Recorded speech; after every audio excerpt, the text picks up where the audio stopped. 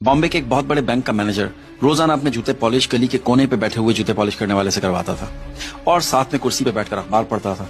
एक दिन सुबह जब वो अपने जूते पॉलिश करवा रहा था तो पॉलिश करने वाले आदमी ने उससे पूछा कि साहब आजकल स्टॉक एक्सचेंज का क्या हाल है।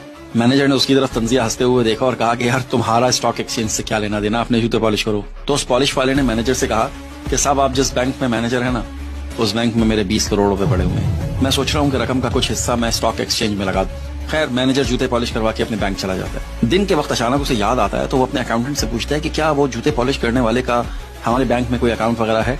अकाउंटेंट कहता है जी सर, वो हमारे मौजूद कस्टमर हैं, उनके अकाउंट में 20 करोड़ रुपए पड़े हुए हैं। मैनेजर बहुत हैरान होता है।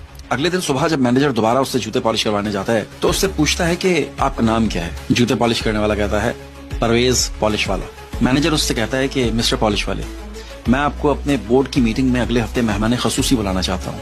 मैं चाहता हूँ कि आप उस मीटिंग में हमें अपनी जिंदगी की कहानी सुनाएं। पॉलिश वाला मैनेजर को हैरत से देखता है और फिर कहता है ठीक है। मीटिंग स्टार्ट होती है।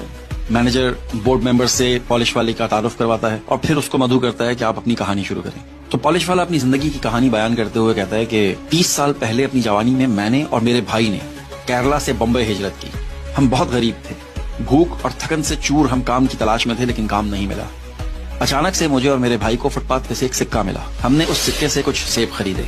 हमारे पास 2 रास्ते थे, इन सेबों को खाकर अपनी भूख मिटा लें या फिर इन्हें बेचकर कारोबार करें। मैंने सेब बेचने का फैसला किया, लेकिन मेरा छोटा भाई मुझसे इख्तिलाफ करता रहा।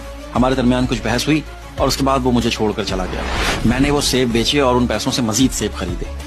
इसी तरह से आहिस्ता आहिस्ता मैं पैसे जमा करता रहा और जब मेरे पास थोड़े एक्स्ट्रा पैसे हुए तो मैंने बूट पॉलिश करने का सामान खरीद लिया और लोगों के जूते पॉलिश करता रहा। मैंने बहुत किफायतशारी से जिंदगी गुजारी। तफरीह या कोई बुनियादी जरूरत पे किसी किस्म का कोई पैसा खर्च नहीं किया। एक रुपया बचाया। कुछ अरसे के बाद यहाँ कोने पर मैंने एक छोटी सी दुकान ले ली और उसमें लोगों के बूट चमकाता रहा और मैंने किफायतशारी से जीना जारी रखा, हर मुमकिन बचत की। तकरीबन 3 माह पहले मेरा छोटा भाई वो जो मुझसे 30 साल पहले बिछड़ गया था, वो केरला में इंतकाल कर गया और मेरे लिए 20 करोड़ रुपए छोड़ गया। ये मेरे लिए जिंदगी की सबसे हैरानकुन बात थी।